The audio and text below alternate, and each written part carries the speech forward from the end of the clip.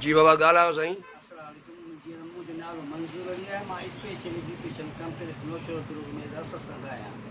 मुंहिंजो अर्ज़ु हीअं आहे त मुंहिंजी धीउ मेडिकल BSc नर्सिंग चोथी साल जी स्टूडेंट हुई, जंहिंखे जेरे जो प्रॉब्लम हो। उहा तक़रीबन 3-4 महीना अॻे गम्स अस्पताल में दाख़िल कई। मुख़्तलिफ़ टेस्टूं वग़ैरह हर क़िस्म जी प्राइवेट जेके टेस्टूं सभु लखे रुपया मूं ख़र्चु कया। घर जा अघ हट पर का दरख़ा पाए मूं पंहिंजी नियाणी जी दवा ते ख़र्चु कयो आहे। ऐं उन जॾहिं त डॉक्टर वेरीफाइड इहो त अगरि हिन जो जेरो जल्दी मटियो त छोकिरी तव्हांजी बची। त हूं त असां हड़ूं वड़ूं ब्लड वग़ैरह सॼो ख़र्चु पिया करे असां 27 जून 2025 ते पंहिंजी नियाणीअ जो ऑपरेशन करायो आहे।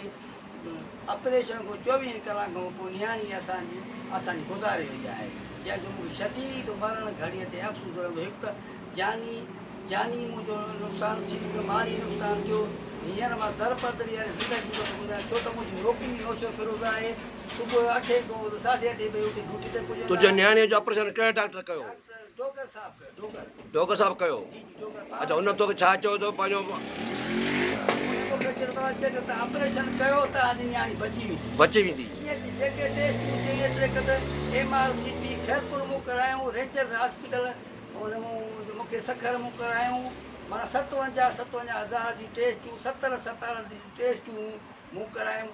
मूं पंहिंजे वसों कंहिं क़िस्म जी का कमी महसूसु न कई। जेके दवाऊं चयूं भरी दवाऊं प्राइवेट स्टोरनि तां मां वठी न, पर हे जो चवनि था त गम्स जेको आहे सरकारी अस्पताल आहे, उते जेको आहे सो दवाऊं हर शइ मिले थी, त पोइ इहो तव्हां 12-13 लख छा ख़र्चु कया? कुझु कोन्हे, सॼो ड्रामो आहे। अच्छा, सॼो ड्रामो आहे। इन अम्यूनियम हिकिड़ी इंजेक्शन जेकी छोकिरी पाणी कढण जे लाइ 22-23 खाईंदी। सेब मां 2 प्राइवेट मुंहिंजा स्टोर उतां मूं वठियो। वञो होॾे डोगर साहिब वञी त उते लाठी चार्ज वारा सिक्योरिटी वारा माण्हू 3-4 कलाक मजबूर। असांखे पैसे न पोइ इहो डॉक्टर जेको लाठी चार्ज छा हुते MLA MP आहे या मिनिस्टर आहे छा जो लाठी चार्ज आहे? बाबा पुछण मजबूर इस्पताल में जॾहिं माण्हू ईंदो आहे, हा, मजबूर ईंदा रत जा ॻोढ़ा ॻाइनि त कोशिशि कंदो त मुंहिंजो बचो बचे जी। पर असां हड़ूं वड़ूं वॾी कोशिशि कई। अफ़सोस इहो थी असांजी नियाणी असांखे वही मोकिलाए, जंहिंजो असांखे मरंदे घड़ीअ ताईं अफ़सोस रहंदो। अच्छा, जीअं जंहिं तुंहिंजे नियाणीअ खे चेरो कंहिं ॾिनो? मुंहिंजो पुटु आहे। अच्छा, जो पुटु आहे मैट्रिक जो स्टूडेंट आहे। मैट्रिक, उहो हाणे कीअं आहे? तबियत कीअं हुनजी? गंभट आहे। अच्छा, उहा या दाख़िल आहे? जी हा। अच्छा, उते दाख़िल आहे उहो। बाक़ी नियाणी तुंहिंजी फोत थी वई? नियाणी फोत थी वई।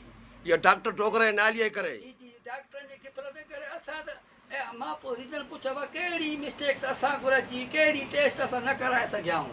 हर क़िस्म जी मुकमल फाइल तयारु करे। तूं गम्स जे बारे में, डॉक्टर जे बारे में ॿुधाए त को ग़रीब माण्हू भला इलाज कराइण वञे या न वञे, इहो ॿुधाए। मां एतिरो चयुमि जेतिरो थी सघे उहो मरी वञो, ॿिए त मरी वञो, खपी वञो, उहो भलो गम्स जे वर न चढ़ो।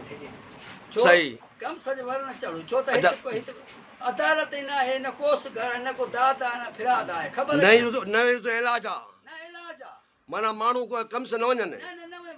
अलाए किथो वञी मूंखे पूरो पाकिस्तान फॉरेन कंट्री जा माण्हू पिया था अचनि वीचारा दरपद ज़िंदगी न। उते उहे केॾे वञनि माण्हू? ॿियो को सहारो ई न आहे। माण्हू मजबूर हेॾे न अचनि, हेॾे ईंदा मरी वेंदा। ठीकु आहे, मरी वेंदा। ठीकु आहे, सही, महिरबानी। अहिड़ो मां प्रेस कॉन्फ्रेंस जे प्लेटफॉर्म तो इहो दिलि जे दर्द ऐं नियाणी जे ग़म खे भुलाइण खां त अहिड़ो मां बयानु थो ॾियां। ठीकु आहे, वॾी महिरबानी, वॾी महिरबानी।